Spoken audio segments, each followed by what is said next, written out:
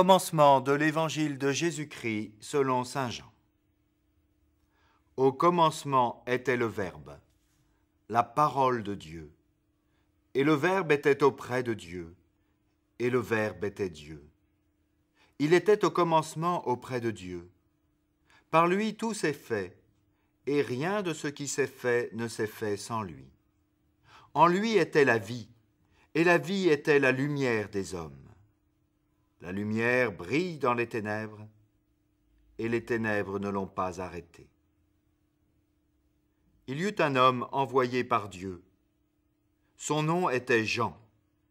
Il était venu comme témoin pour rendre témoignage à la lumière, afin que tous croient par lui. Cet homme n'était pas la lumière, mais il était là pour lui rendre témoignage.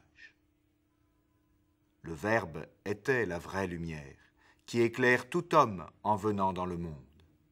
Il était dans le monde, lui par qui le monde s'était fait, mais le monde ne l'a pas reconnu.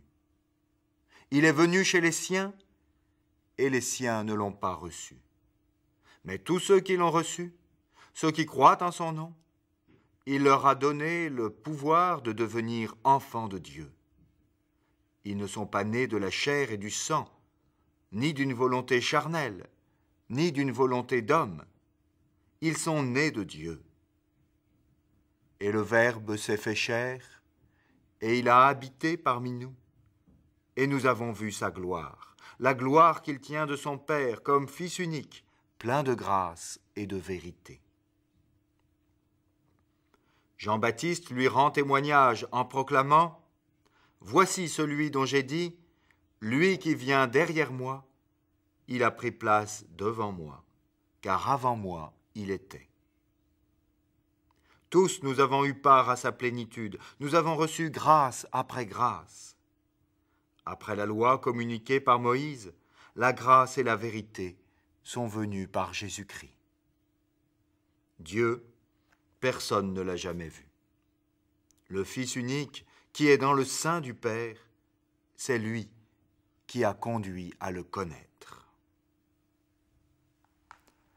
Un prologue pour un épilogue.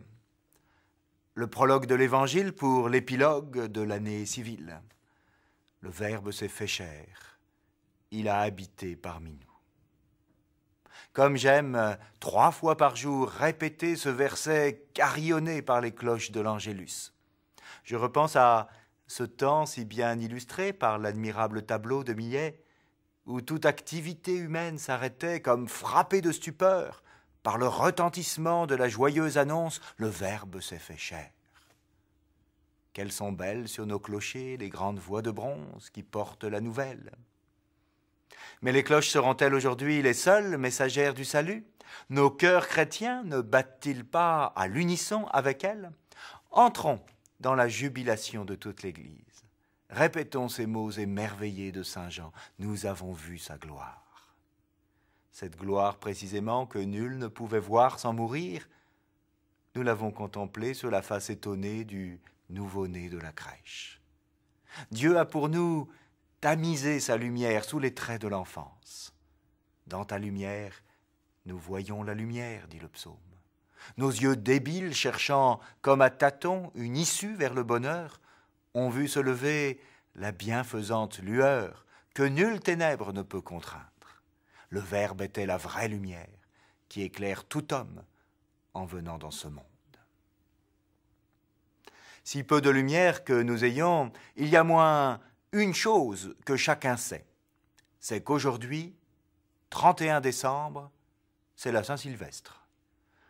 Ce n'est peut-être pas pour des motifs hautement théologiques que l'on associe cette date et ce personnage. D'ailleurs, le plus souvent, on ignore tout de cet obscur pontife qui n'a pas bien sûr légiféré sur la dinde ou le foie gras. Saint-Sylvestre est le pape d'une ère nouvelle dans l'histoire de l'Église. Après 3 siècles de persécution larvée et de clandestinité, voilà que les chrétiens trouvent la paix et la protection de la loi romaine. Mieux, chose inouïe, l'empereur lui-même, Constantin, s'est converti et est désormais chrétien. Sylvestre Sylvestre est pape en cette époque charnière, au début du IVe siècle. Le temps du paganisme déclinant et l'avènement de l'Empire chrétien. L'époque est charnière. Et si nos années 2004 et 2005 connaissaient une semblable succession? Si nous faisions aujourd'hui de Saint-Sylvestre le témoin de la transition entre une année païenne désormais révolue et une année de grâce encore à venir? N'est-ce pas les vœux que nous pouvons formuler les uns pour les autres, chers téléspectateurs de KTO? Que 2005 soit pour tous une bonne année, c'est-à-dire une année qui les rapproche de Dieu par le seul chemin qui nous soit donné, Jésus, la vérité, le chemin, la vie. Celui-là seul par qui on va au Père, le Fils unique qui est l'exégète du Père, comme nous l'entendions à l'instant. Dieu, personne ne l'a jamais vu, dit saint Jean, mais le Fils unique, lui qui est dans le sein du Père, il nous en fait l'exégèse, il nous le fait connaître.